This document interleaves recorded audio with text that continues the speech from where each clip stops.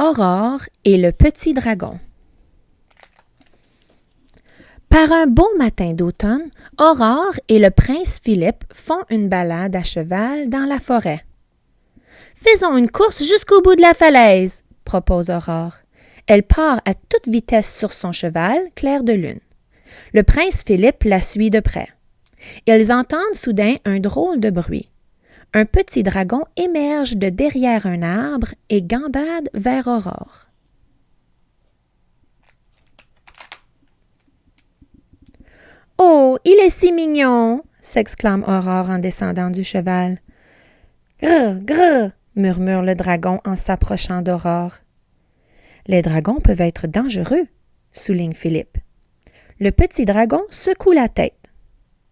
« Je crois qu'il essaie de nous dire qu'il n'est pas dangereux », s'exclame Aurore. « S'il te plaît, pouvons-nous l'apporter à la maison? Je vais le nommer Grisou. »« Il me semble plutôt inoffensif », admet Philippe.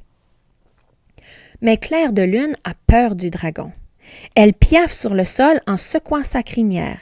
Grisou baisse la queue de déception. Puis, il sourit et se met à lécher le museau de Clair de Lune. La jument plisse les yeux et frotte son nez contre le menton de Grisou. Le petit dragon rigole. « Clair de Lune aime bien Grisou », dit Aurore en riant. Lorsque Philippe et Aurore entrent dans la cour, les trois fées s'affairent à installer des banderoles pour le bal qui aura lieu le soir même. « Viens, ma chérie, entraînons-nous à danser, » dit Philippe à Aurore. Mais Flora pousse un cri en apercevant Grisou. « Les dragons peuvent être dangereux, » s'inquiète-t-elle. « Oh, je crois que celui-ci est gentil, » ajoute Pimprenelle. « Grrr, grrr, » balbutie Grisou. « Il croit que vous êtes gentille aussi, » répond Aurore à Pimprenelle tandis que le prince Philippe la fait valser dans la cour. Puis soudain, Grisou aperçoit un chaton qui dort dans le panier de pâquerettes.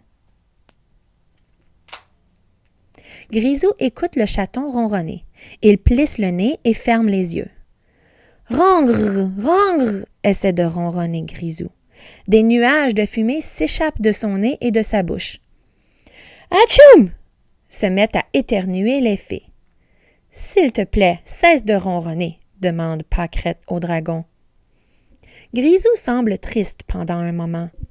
Puis, il aperçoit le chaton qui s'amuse avec une pelote de laine dans le panier.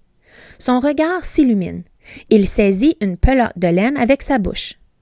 Zoum! La pelote de laine prend feu. Pimprenelle éteint l'incendie avec sa baguette magique. « Oh, Grisou !» dit doucement Aurore. « Tu n'es pas un chaton, tu es un dragon. » La lèvre inférieure de Grisou se met à trembloter. Puis soudain, Grisou aperçoit Philippe qui conduit les chevaux vers l'écurie. Un chien suit Philippe en aboyant et en agitant la queue. Grisou se met, lui aussi, à agiter la queue et se dirige vers l'écurie. « Wow, frou !» essaie d'aboyer le dragon. Des flammes s'échappent de sa bouche et incendient un tas de brindilles. Philippe verse de l'eau sur les brindilles enflammées.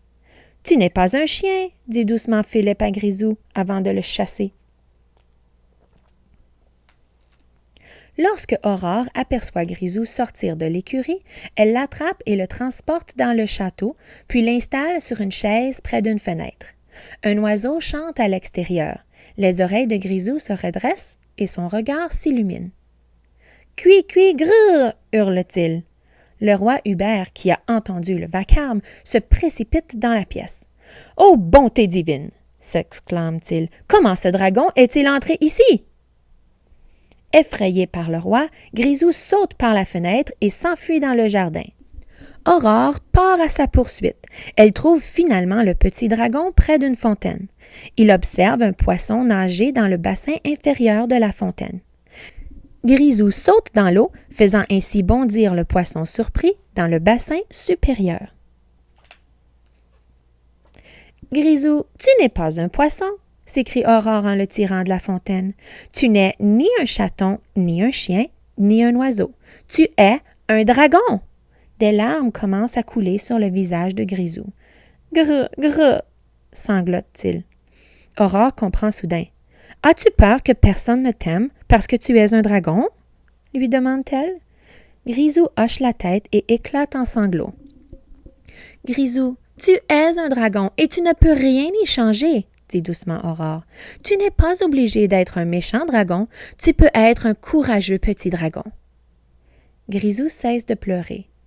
Grrr, grrr, grrr, s'écrie-t-il avec espoir. Mais soudain, des coups de tonnerre se font entendre. Le vent se lève et des nuages noirs apparaissent dans le ciel. Aurore prend Grisou dans ses bras.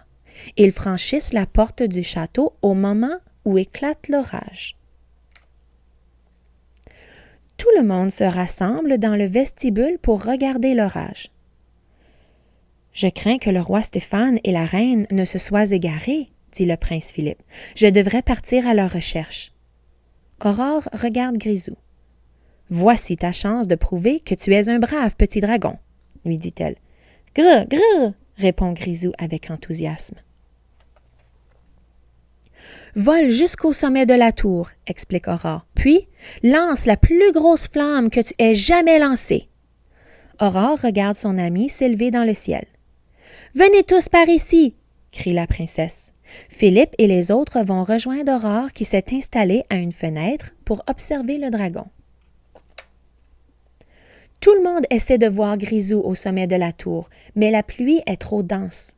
Soudain, ils aperçoivent les énormes flammes que lance le petit Grisou. Des jets rouges et jaunes illuminent le ciel au-dessus de la grande tour. Grisou souffle ses flammes encore et encore jusqu'à ce que le prince Philippe crie « Je vois le roi Stéphane et la reine! Ils sont presque arrivés! »